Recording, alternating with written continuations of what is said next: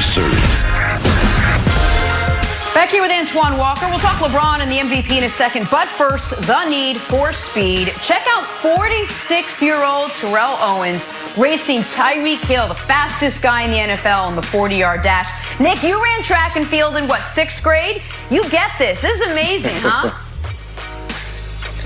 Well, T.O.'s got to be maybe the only person alive that can run a 40 under his age.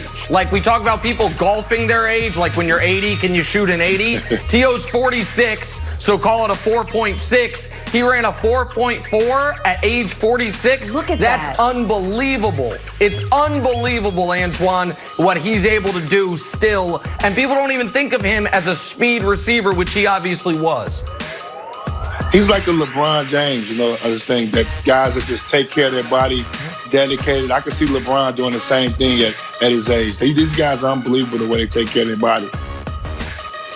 You guys just trying I get it, Antoine. Tyreek Hill after getting dusted by high school kids. No, I totally get it. Go up against Next up, Marlins match. Check out Miami going back to back 3 dingers in a row yesterday in Atlanta. Jorge Alfaro, Miguel Rojas, Jonathan Villar. Boom. Wilds, we rooting for the Marlins now? Is that what's happening? Oh, am I rooting for the Marlins? No, I'm just rooting for the Red Sox and Yankees. You know how I'm it the works. rarest bird in the entire wildlife species.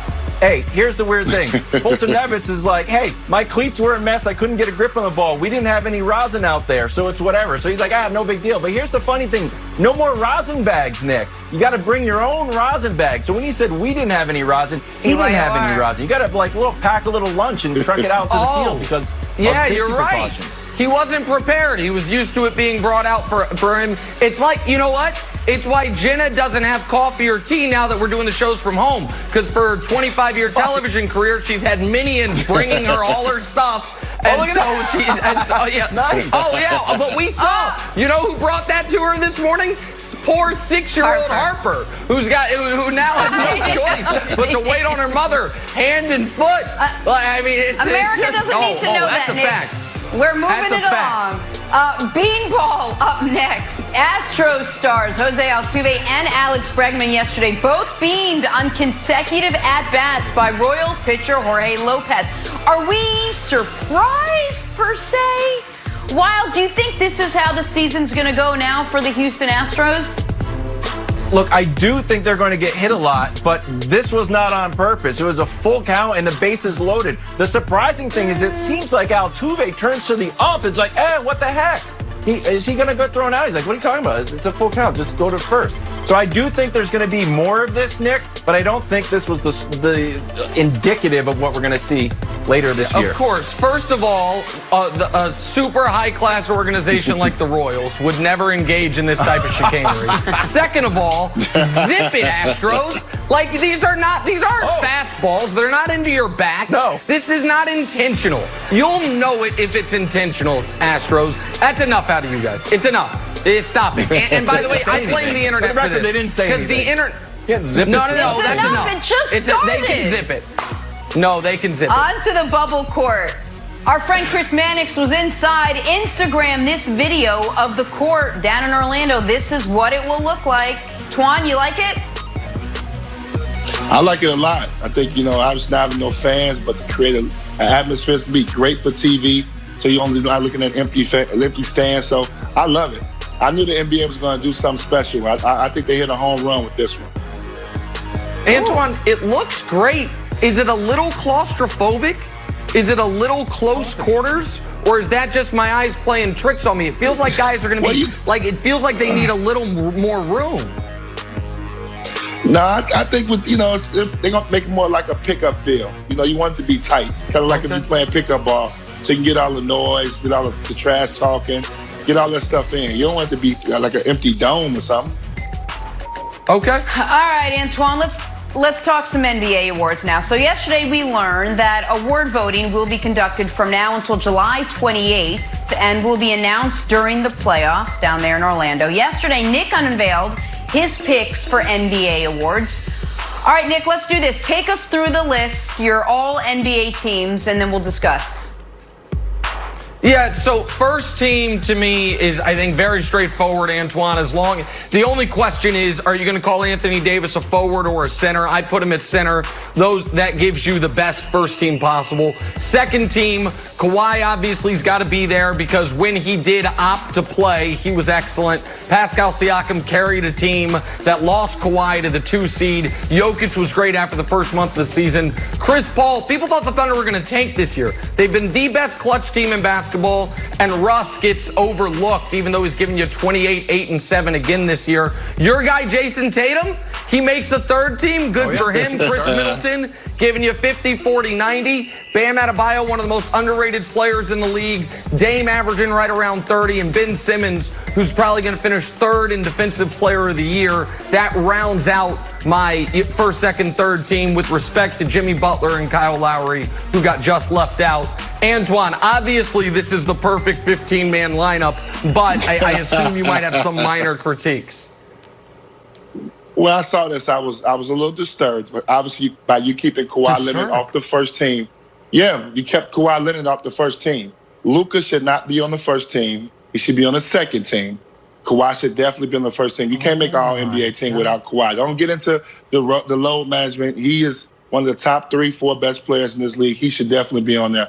Chris Paul is too high on the second team. Chris Paul should never be over Damian Lillard on the all-NBA team. Damian Lillard's having an unbelievable season. He should be on the second team. And on the third team, you missed out on one player you should have plugged in there. Chris Paul should not have made any all-NBA teams.